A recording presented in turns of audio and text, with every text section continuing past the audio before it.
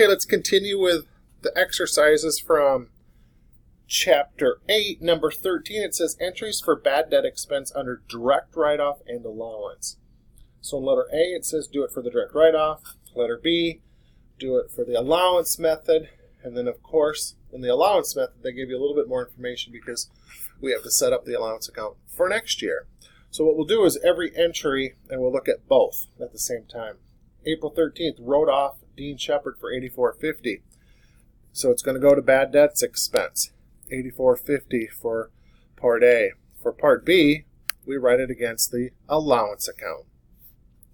May 15th, received $500 as partial payments on the $7,100 account, and we wrote off the balance. So for direct write-off, we got some cash, but we we remove all $7,100 from AR. The balance of $6,600 goes to bad debts. In this one, then, the $6,600 would go to the allowance method for Part B. July 27th, received $84.50 now from Dean Shepard, whose account was written off and recorded the cash receipt. So now we pretend as if this didn't happen. We just reverse it.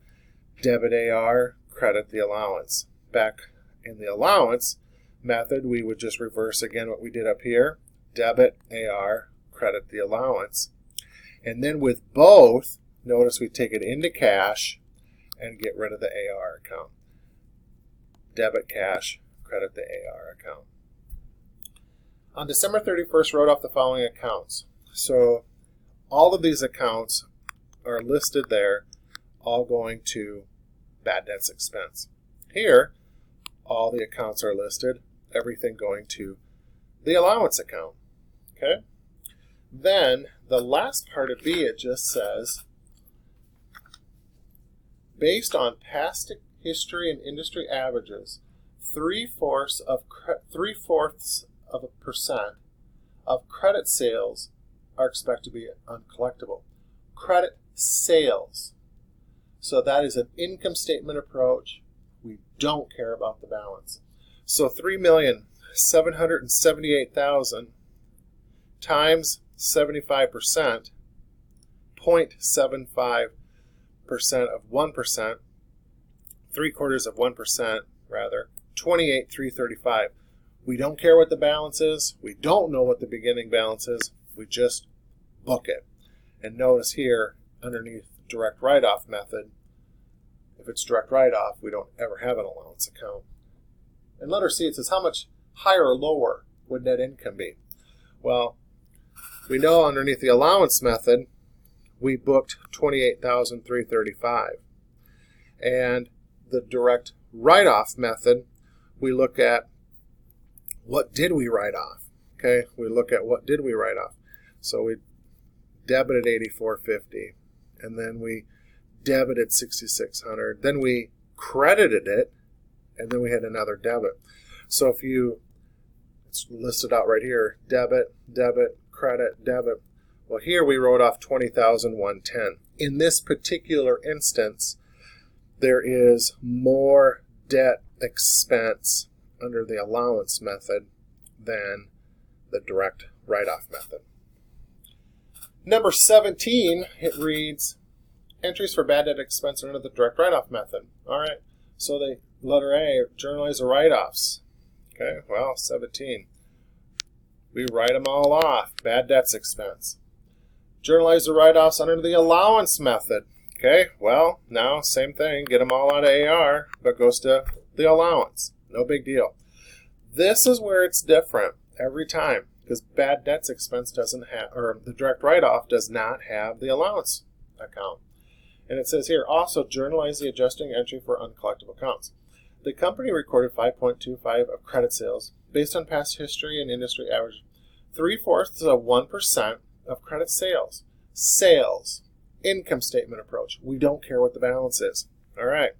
5.25 million times 0.75%, 39,375. Bad debts expense, credit the allowance. So we booked that at December 31st. This is set up for the account for next year. So the next year. Okay? Then the last exercise for chapter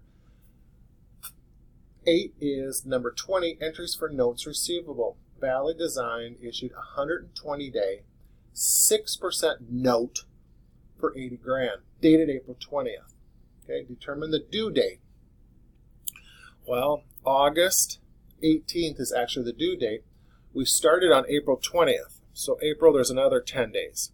May, June, July. And at that point, we're getting really close, but we need another 18 days in August. So that is our 120 days, which gets us out to August 18th. Letter B, determine the maturity value.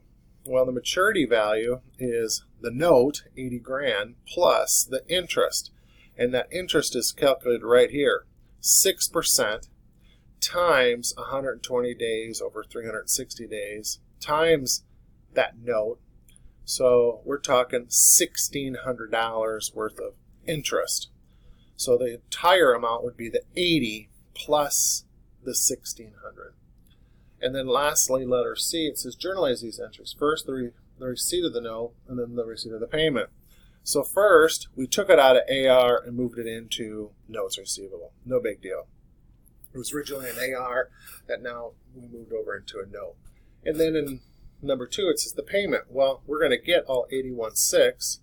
We'll now take it out of the notes receivable and, of course, book the $1,600 of interest revenue. All right, we will stop there, and the last one that we'll do for Chapter 8 is our problems.